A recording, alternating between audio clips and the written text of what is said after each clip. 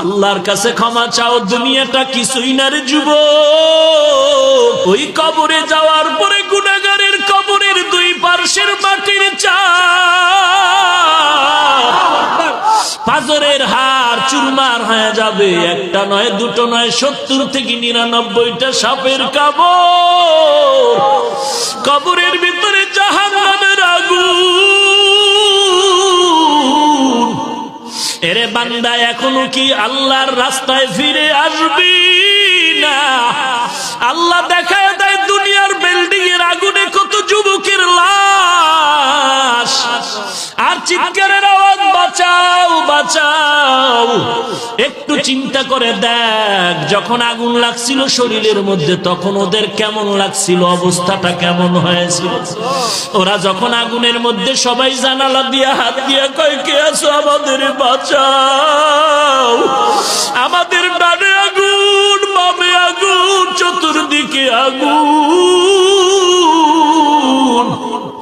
এই দুনিয়ার আগুন থেকে হাজার হাজার হাজার তাপের মাত্রার আগুন হবে জাহান্নামের আগুন।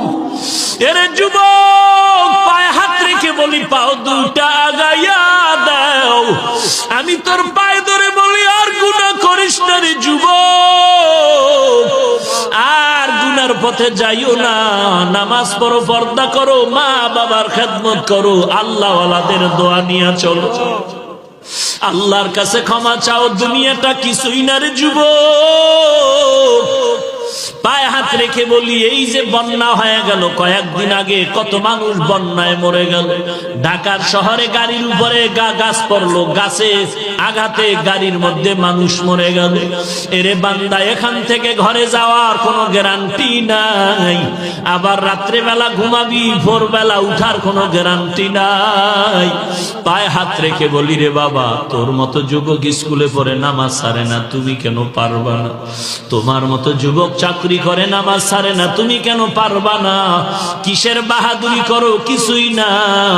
পায়ে হাত রেখে বলি, তওবা করে না, ও চোখের পানি ছেড়ে আল্লাহর কাছে ক্ষমা চাও, আর বলো, আল্লাহ, এই ময়দানে আমার মতো গুনাহগার কেউ নাই, তুমি মাফ করে দাও।